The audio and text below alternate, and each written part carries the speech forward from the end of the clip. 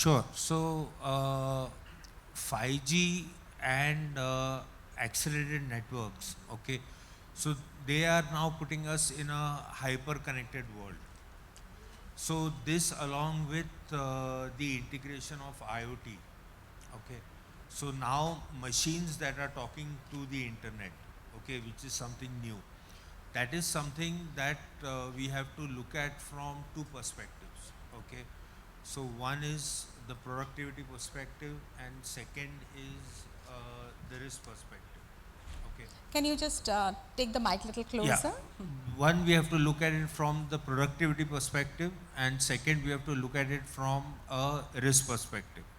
So, communication options such as 5G offer high velocity microtransactions, okay, which are very good for production purposes, but at the same time, they bring in a lot of risks because they are now connected to the internet, okay.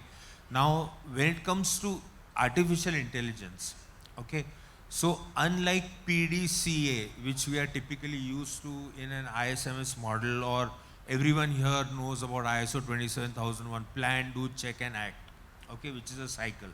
So artificial intelligence unfortunately doesn't work that way. It works in a OODA loop, okay. So it is observe, orient, decide and act, and it is a loop, and that's how this keeps learning, okay. AI also tends to generate biases, okay, so that is something that we have to be careful of. AI can be poisoned, can run into hallucinations. When I say a hallucinated model, it can simply go in for a best guess and that's it. So, with these technologies that we speak about, okay, 5G and at iManEdge specifically, we work with a lot of defense organizations, we work with a lot of high-tech companies who are into SOC automation and CSOC automation right now. So we are still at the early ages where we are not ready for an AI to make an executive level decision. We are at a level where we can make an AI leave us with the best possible recommendation, and that is that. So that is my take on it. Yeah, as far as resilience is concerned, yeah, definitely. Okay. But one thing what we are slightly not talking about here is that IoT can actually take lives today. Okay. It is a very serious matter. In a hyper-connected world with 5G and 6G soon around the corner in some countries and then in India, okay.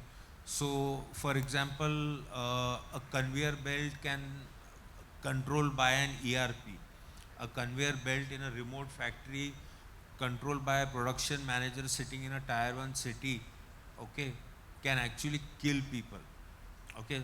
So there are those safety hazards that have to be taken care of. Now, so you spoke about smart cities, right? And there are no smart cities in India because there's another problem that we have in India, okay, of sustenance of these cities and this infrastructure. Now, for example, I spoke about that the PDCA doesn't work on artificial intelligence. OODA works. Okay, so observe, orient, decide and act. Now, orientation creates a bias.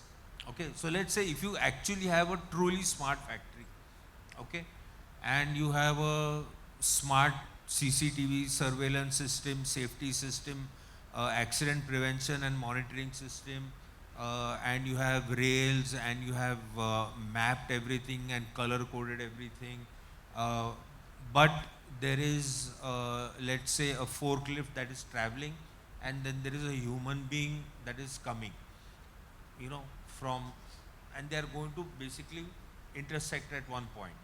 Okay, so think about it. The AI is going to have a bias. It cannot save both. Okay, two things. Why? One, it has got same day delivery pressure. Okay, if the AI doesn't do that, which means it has to stop the forklift. Okay.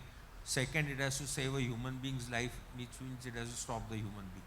So, like I said, this technology still has a long way to go. Okay, till it reaches an executive decision phase.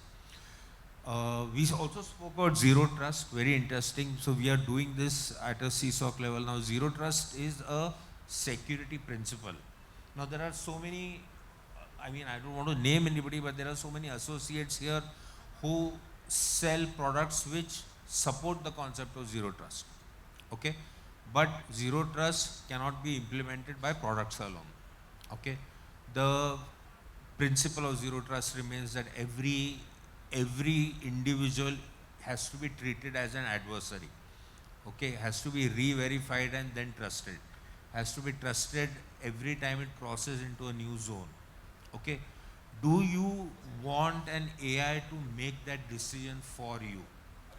Should your model hallucinate at that point, it can be a disaster.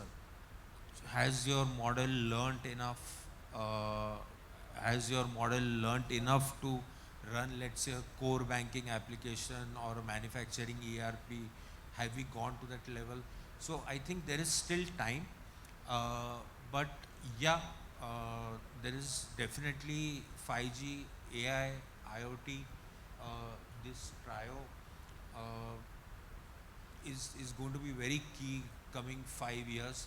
But on the maturity curve, again, AI and agentic AIs, I would say there is a long way to go.